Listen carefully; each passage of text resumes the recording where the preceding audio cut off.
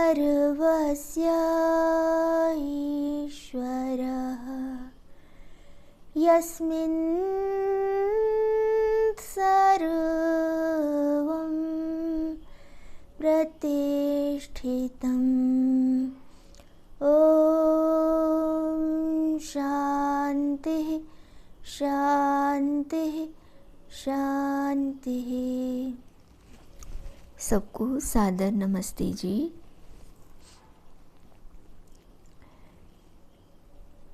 परमपिता की असीम कृपा से हमें मांडुक्य उपनिषद के स्वाध्याय का सौभाग्य प्राप्त हुआ है।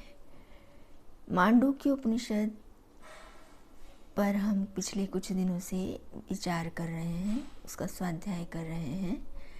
इसमें हमें महर्षि मंडूक ने ईश्वर के स्वरूप को हम सरलता से कैसे जानकर पुनः ईश्वर की प्राप्ति कर सकते हैं, इसके विषय में विशेष रूप से हमें बताया है। विवेचन ऐसा प्रस्तुत किया है कि वे हमारे ही स्वरूप के आधार पर, हमारे ही उदाहरण से सरलतम ढंग से हमें ईश्वर का स्वरूप समझा रहे हैं। उन्होंने प्रथम जो हमने विचार किया, उन्होंने पादों के माध्यम से ईश्वर के स्वरूप का बोध कराया था। अब उन पादों को ईश्वर के नाम ओम से हम तत्काल उनके स्वरूप को अपनी आत्मा में कैसे प्रकाशित करें, इस विषय में थोड़ा वे हमें मार्गदर्शन कर रहे हैं। अकार, उकार और मकार, इनके द्वारा ओम शब्द जो बना है उसमें ईश्वर का सारा स्वरूप आ जाता है। जैसे जो यहाँ वाच्य हैं ईश्वर, वो जिस स्वरूप वाले सच्चिदानंद, सर्वव्यापक, सर्वज्ञ आदि हैं, वे ओंकार में कैसे आते हैं, कैसे समझे जा सकते हैं। ओंकार और ईश्वर जो व्यक्ति हैं, जो वाच्य हैं, नाम और नामी से दोनों का कितना अधिक समन्वय है, दोनों कितने अधिक समान हैं, इस रूप में वो हमें अपने इस अकार, उकार और मकार मात्रा के द्वारा हमारे लिए इस विवेचन को प्रस्तुत कर रहे हैं। हमने अभी तक अकार मात्रा पर विचार किया था। आज हम उकार मात्रा को देखते हैं। प्रथम मंत्र देखते हैं। स्वप्न स्थान तैजस उकारो द्वितीया मात्रोत्कर्षात् उभयत्वाद् वा उत्कर्षति ह वै ज्ञान संततिम समानश्च भवति न अस्य अब्रह्मवित् कुले भवति यह एवं वेद। यहाँ अर्थ देखते हैं। महर्षि कहते हैं कि प्रथम पाद जो जागृत स्थान था, उसके बाद उस प्रथम पाद की अकार से समानता थी, और उसके बाद अब जो दूसरा पाद है स्वप्न स्थान वाला, उसकी उकार मात्रा से समानता है। उकार उसको बताने में समर्थ है। कैसे? वो कहते हैं जो स्वप्न स्थान है उसमें ईश्वर का स्वरूप तेजस था, और वह जो द्वितीय मात्रा उकार है वो इसी स्वप्न स्थान वाले तेजस परमात्मा की ओर संकेत करती है। इस तेजस मात्रा का जो हेतु है, इसमें जो गुण है उसका हेतु वो बताते हैं। ये उकार मात्रा उत्कर्ष से और उभय स्वरूप वाले उभय स्वरूप को दिखाती है। अर्थात यहाँ उकार उत्कर्ष और उभय स्वरूप को दो पक्षों के मध्य में स्थित होने से दोनों पक्षों की ओर संकेत करने वाला है। और वह जो उत्कर्ष है वह वस्तुतः यहाँ ऊ से लिया गया है। इसको थोड़ा हम विचार करते हैं। उकार, मकार और उकार को हम यदि देखें तो अ, उ और मा, ये दोनों में उकार बीच में आता है। और उसके बाद जब हम जागृत स्वप्न और सुषुप्ति को देखें तो उसमें स्वप्न स्थान बीच में आता है। इसी प्रकार जब हम वैश्वानर, तेजस और प्राज्ञ ईश्वर के स्वरूप को उनके साथ देखते हैं जो महर्षि ने बताए हैं तीनों पादों में, तो उसमें भी तेजस मध्य में आता है। अब ये तीनों ही मध्य में हैं, अर्थात स्वप्न स्थान, तेजस स्वरूप और उकार। उकार को उन्होंने बताया कि यह उत्कर्ष का कराने वाला है। उकार उत्कर्ष से लिया गया है और उत्कर्ष होता है अपने दोनों ओर विराजमान, क्योंकि वो मध्य में है उकार, तो उसके दोनों ओर जो पक्ष हैं उन दोनों को लेकर वो जो उभय रूप हुआ है, समानता को लेकर चल रहा है, समन्वय को लेकर दोनों में वह मेल कर रहा है। इस कारण से उसका विशेष महत्व है। बीच वाले का जो मध्य में होता है उसका स्थान विशेषकर इसलिए हो जाता है कि वो दोनों ओर में संतुलन करता है। यदि वो संतुलन नहीं करता तो पदार्थ अपने यथार्थ स्वरूप में नहीं रह पाता और ना ही सफलता प्रदान कर पाता है। उदाहरण से यदि हम देखते हैं तो संसार में सबसे प्रथम हमारा परिवार होता है, उसमें संतान जो प्रथम होती है गृहस्थ में, उसका विशेष महत्व होता है। उसे पिता अपनी कुल वंश की परंपरा के लिए विशेष महत्व देता है। उसका उत्कर्ष, उसका सौभाग्य होता ही है। उसे पिता और सभी परिवार का भरपूर प्रेम मिलता है, संपत्ति मिलती है, सब कुछ मिलता है। उसके पश्चात और संतानें होती हैं, तो सबसे छोटा जो होता है वो माँ को बहुत प्रिय होता है, क्योंकि उसको उसे देखना ही होता है। जो बीच में आता है, क्योंकि प्रथम स्थान पर जो संतान थी उसके साथ उन्होंने जिस तरह से पाला पोसा था, उसके लिए जितना उत्कर्ष किया के साधन एकत्रित किए थे, उसको जो स्नेह दिया था, अब दूसरे वाले में वो बट जाता है। और तीसरा होने पर माँ को उसे देखना ही होता है, तो बड़ों को वो उतना ध्यान नहीं दे पाती है, तो मध्य वाले को सहयोग कम मिल पाता है। इसलिए बड़ा और छोटा सहयोग तो पा लेते हैं अपने सौभाग्य से, किंतु मध्य वाले को उत्कर्ष करने के लिए बहुत संघर्ष करना ही पड़ता है। इसलिए स्वभावता उसमें वो हम बीच की संतानों को जब देखते हैं तो प्रायः वे बहुत उद्यमी होती हैं और उत्कर्ष करती हैं, अपने आत्मबल से आत्मनिर्भर होती हैं। उन्हें स्वयं ही अपने कार्यों को करना होता है, वो फिर अत्यधिक पुरुषार्थी हो जाती हैं। इसलिए ये जो बीच वाला होता है, इसको उत्कर्ष करने के लिए संघर्ष विशेष करना होता है। इसी प्रकार ही जो अब यदि हम देखें तो मध्य के काल में कार्य जब हम कर रहे होते हैं तो हम शांत नहीं बैठ सकते। कार्य प्रारंभ करने में हमारे पास बहुत उत्साह होता है, लेकिन मध्य में जब हम स्थित होते हैं तो हमारे सामने बहुत सी समस्याएं होती हैं। अब या तो हमें आर होना होता है या पार, किसी एक छोर पर जाना होता है। उस काल में हमें विशेष धैर्य और बुद्धिमत्ता से ज्ञानपूर्वक अपने कार्य को बढ़ाना होता है, शांत नहीं बैठ सकते। मुख्य बात यही है, उद्यम करना होता है, शांति से बीच वाला नहीं बैठ सकता। उसलिए उसको अपने उत्कर्ष के लिए विशेष संघर्ष के साथ एक और काम करना होता है। उन दोनों बीच में होने से उन दोनों पक्षों को मिलाने के लिए जो उसे विशेष आवश्यकता होती है उत्कर्ष के लिए, वो होती है ज्ञान की। इसलिए महर्षि यहाँ पर कहते हैं वो जो उत्कर्ष करने वाला है, जो उभय स्वरूप वाला है उकार, वह उत्कर्ष कैसे करता है, उत्कर्ष कहाँ हो सकता है। उसके लिए कहते हैं उत्कर्षति हावई ज्ञान संततिम, अर्थात ज्ञान को बढ़ाकर ही वो उत्कर्ष करता है। और उत्कर्ष करता है दोनों ओर छोड़ के अपने पक्षों को साथ लेकर। साथ लेने के लिए कितना अधिक ज्ञान चाहिए, ये हम अपने जीवन में देख सकते हैं, क्योंकि हम सभी के जीवनों में ऐसे बहुत से काल आते हैं, घटनाएं आती ही रहती हैं। हम मध्य में होते हैं और मध्य वाले को बहुत अधिक संतुलन करना पड़ता है।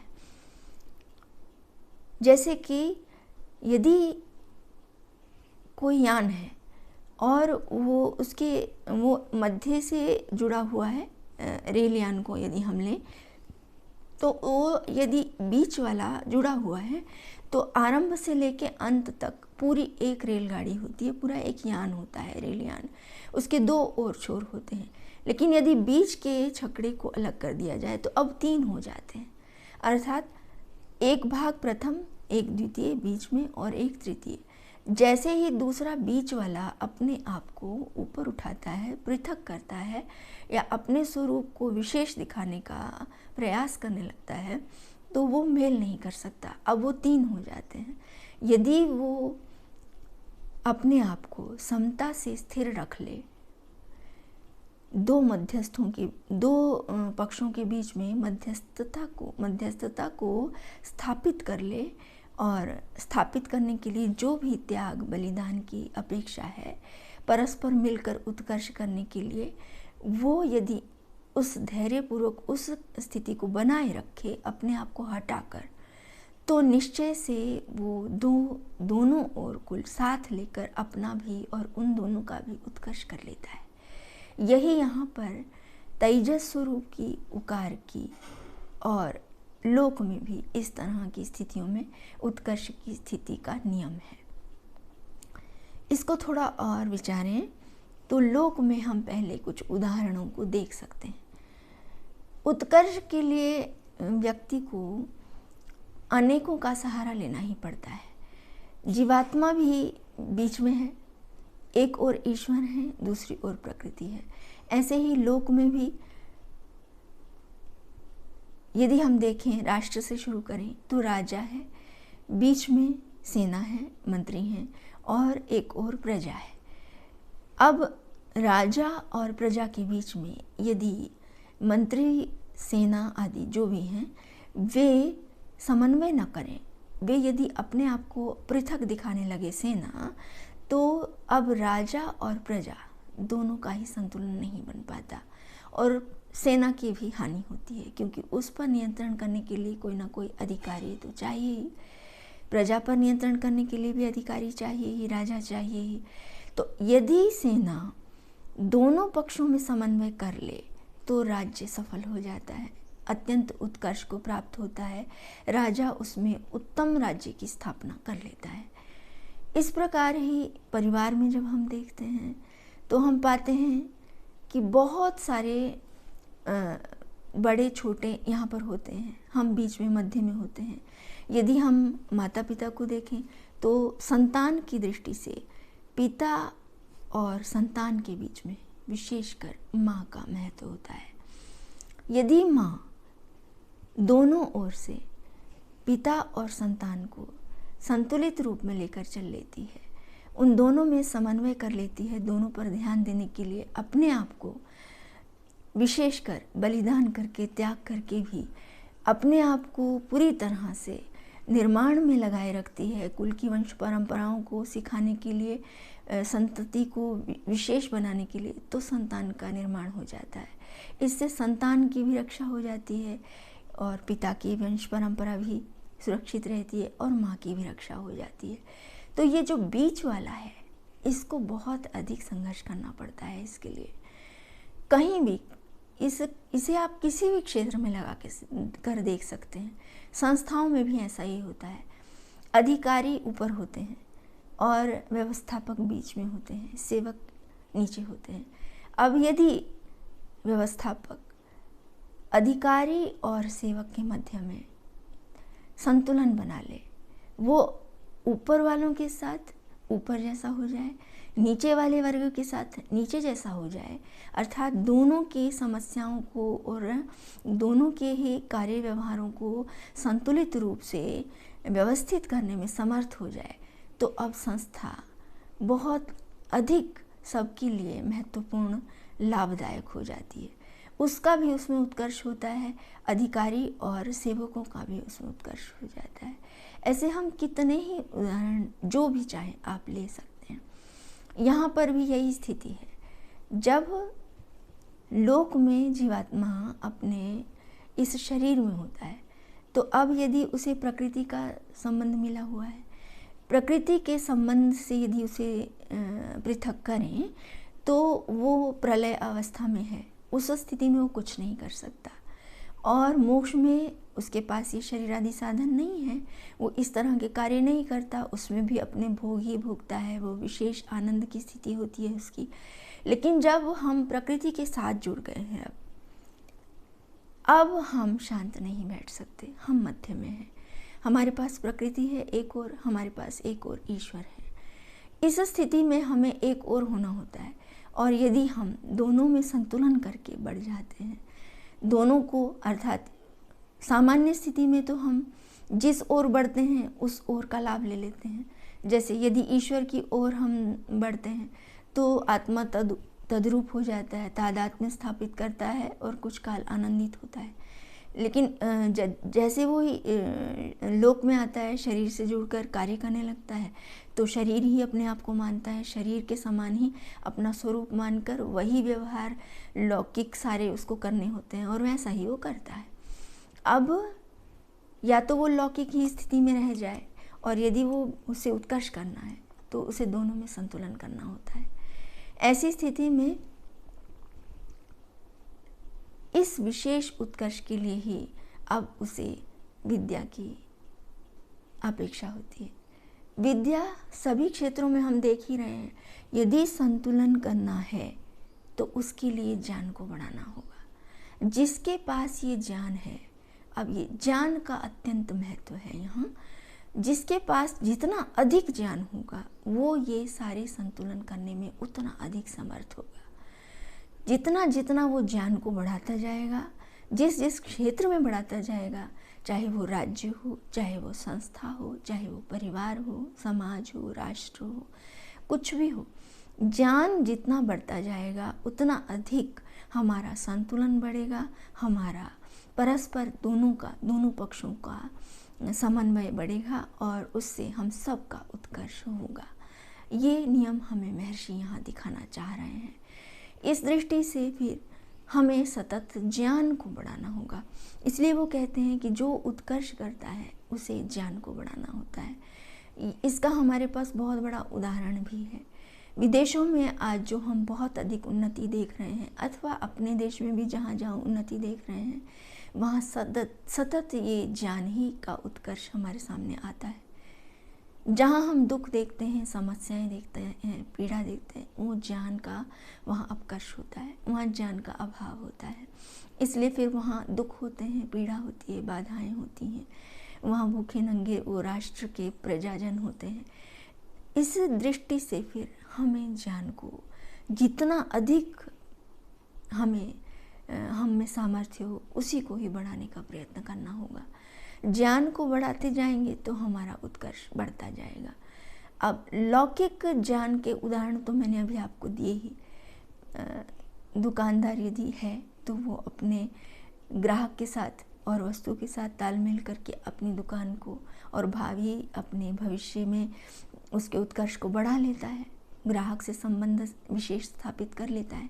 ग्राहक यदि है तो वो दुकानदार और वस्तु में तालमेल करके विशेष अपना साधनों को अर्जित कर लेता है, उत्तम सामग्री उसको मिल जाती है। ये सब किस तरह हो कर लेता है, वो दोनों के साथ जो व्यवहार होना है उस ज्ञान को रखता है। तो इस प्रकार अनेकों हमारे सामने उदाहरण आते हैं। गुरु, शिष्य और विद्या को यदि हम देखें तो गुरु और विद्या, गुरु से जब विद्या अर्जित करनी है उस स्थिति में शिष्य को अब गुरु और विद्या से दोनों से लाभ लेना है। यदि वो समर्पित होकर अपने पुराने जितने भी उसके मान्यताएं हैं, जितने भी उसने अज्ञान एकत्रित किए हुए हैं, उन सबको यदि वो एक और करके पूरी निष्ठा से गुरु के प्रति समर्पित होता है तो वो फिर गुरु से विद्या को लेने में विशेष समर्थ हो जाता है। इसके भी बहुत से उदाहरण हमारे सामने आते हैं।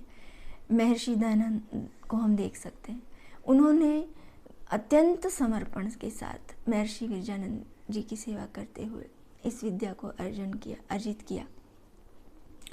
महर्षि चाणक्य से चंद्रगुप्त ने विद्या अर्जित की तो कितने महान राष्ट्र की स्थापना हुई।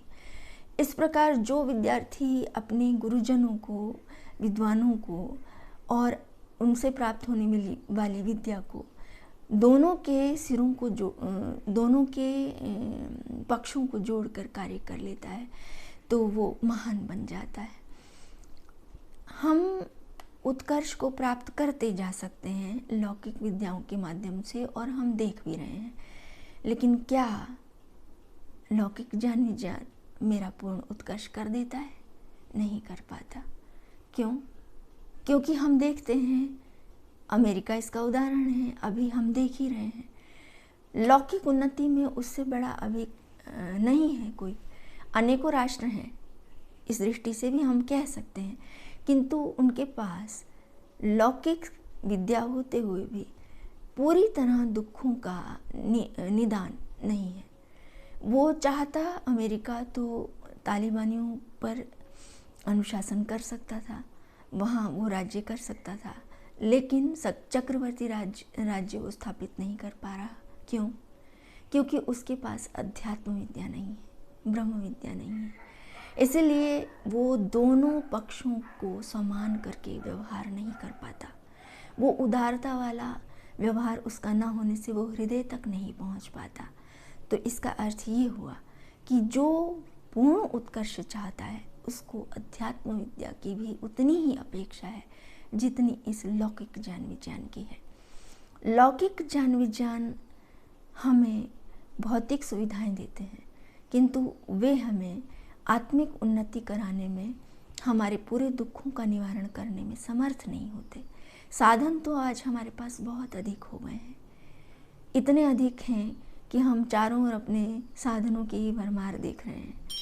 चेतनों से हमारा संबंध कम होता जा रहा है, चेतनों से हमारी स्थिति या संबंध कम होते जा रहे हैं। तो उससे हम अब वो जो हमारा उत्कर्ष आध्यात्मिक होना चाहिए उसको हम नहीं कर पा रहे। हम प्रसन्न नहीं रह पा रहे। आनंदित प्रेम से युक्त जो व्यवहार चाहिए, जो परस्पर विश्वास और श्रद्धा चाहिए, उससे हम वंचित हो रहे हैं। इसके लिए हमें फिर पुनः इस अध्यात्म विद्या को, ब्रह्म विद्या को स्थापित करना होगा। जितना जितना हम इस आध्यात्मिक विद्या से अवगत होंगे, पदार्थों के यथार्थ स्वरूप को जानेंगे, उतना ही हमारा उत्कर्ष फिर होगा। इसलिए महर्षि यहाँ कहते हैं कि वो जो योगी है वो दोनों पक्षों को जब एक करके बढ़ता है, उत्कर्ष करता है, तो वो समानता को प्राप्त होता है, समान हो जाता है, समान रूप से दोनों पक्षों का प्रिय होता है, और उस स्थिति में वो अपने साथ साथ सबका उत्कर्ष कर लेता है। अध्यात्म विद्या में जब हम इस तालमेल को देखते हैं तो इस स्थिति में हम एक उदाहरण ले सकते हैं पुल का। जैसे पुल होता है, दो किनारों को जोड़ता है। उस पुल के दोनों ओर, अर्थात नदी पर बना हुआ पुल, वो दोनों किनारों से जुड़ा हुआ है। सभी उस कार्य व्यवहारों में उसका स्थान है। उस स्थिति में उस पर कोई रहता नहीं है, उसके पास उस पर कोई मकान भी नहीं बनाता है, कोई उसका नहीं होता है, वो सबके द्वारा रोंदा ही जाता है, किंतु वो अपने आप को स्थिर रखता है। तो दोनों किनारे जुड़े रहते हैं और कार्य सफल होते रहते हैं।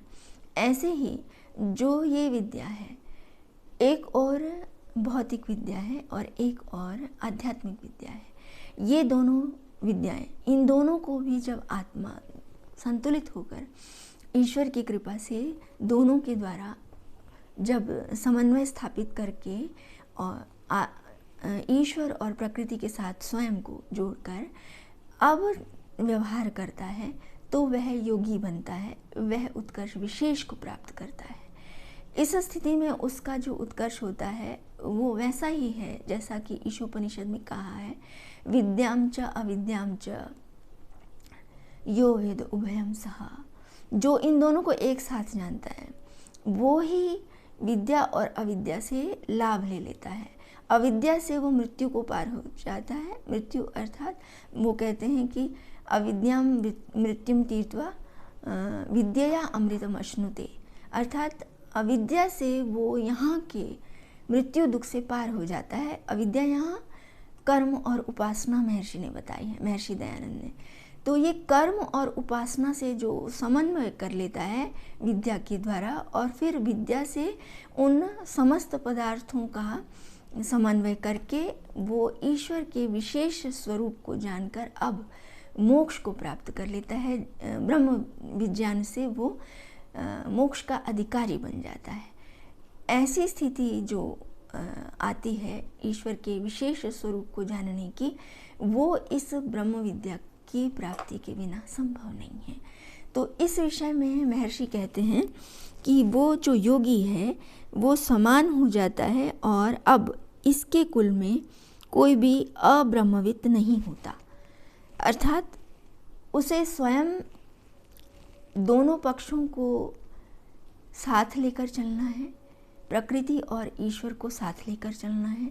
विद्या से यहाँ लौकिक उन्नति के साथ साथ अध्यात्म विद्या की भी उन्नति करनी है, जिससे कि उसकी संतति भी ब्रह्मविद हो सके। और ब्रह्मविद होना है तो पहले उसको अपनी संतति को बनाने से पहले स्वयं ब्रह्मविद होना होगा। स्वयं ब्रह्मविद होने के लिए उसको अब तीनों का, अर्थात ईश्वर, जीव और प्रकृति, इन तीनों के स्वरूप का बोध, विशेष ज्ञान प्राप्त करके संतुलन करना होगा। दोनों से ही उसको अपना विशेष उत्कर्ष, सर्वोत्कर्ष जिसे कहा है, मोक्ष कहा है, उसको प्राप्त करना होगा। केवल मोक्ष ही नहीं, यहाँ लोक में भी अभ्युदय और निश्रेयस की प्राप्ति इस अध्यात्म विद्या से कही गई है, और ये सत्य है। जितना जितना हम इन पदार्थों को जानते हैं, लौकिक साधनों का लाभ लेते हैं, उतना ही हम आध्यात्मिक दृष्टि से जब अपने चित्त आदि साधनों को शुद्ध करके उनके द्वारा अपना और अन्यों का उद्धार करते हैं, तो हमारा विशेष उत्कर्ष अब होता जाता है।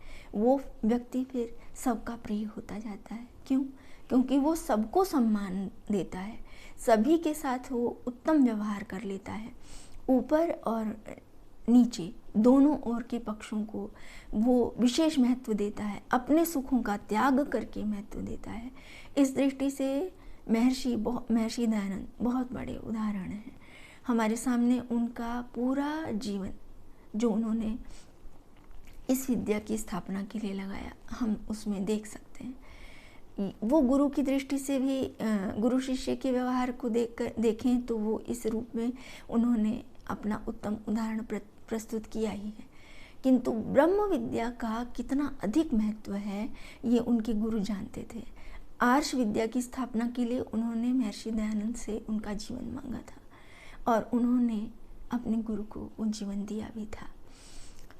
उन्होंने उसको फिर पूर्ण करके भी दिखाया, और इसके लिए उन्होंने अपना बलिदान किया, यह हमसे छुपा नहीं है। उसी ब्रह्म विद्या को स्थापित करने के लिए उन्होंने गुरुकुलों की भी स्थापना की, वेद विद्या को उन्होंने सर्वत्र प्रसारित किया, कोई क्षेत्र वैसे उन्होंने नहीं छोड़ा।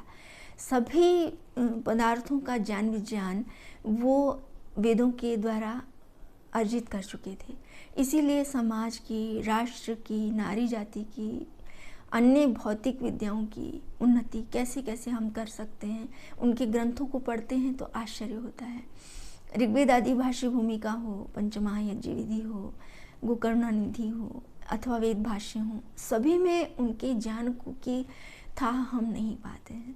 ऐसी स्थिति में वो कैसे पहुँचे? इस विद्या और अविद्या, अर्थात पराविद्या, अपराविद्या या अध्यात्म विद्या, भौतिक विद्या, इन सब में संतुलन करके और समाज को, राष्ट्र को, इन दोनों ओर के पक्षों को साथ लेकर और फिर ईश्वर और सृष्टि को साथ लेकर, तभी वो ऐसा कर पाने में समर्थ हो गए हैं। इस पर हम और अभी विचार करते हैं।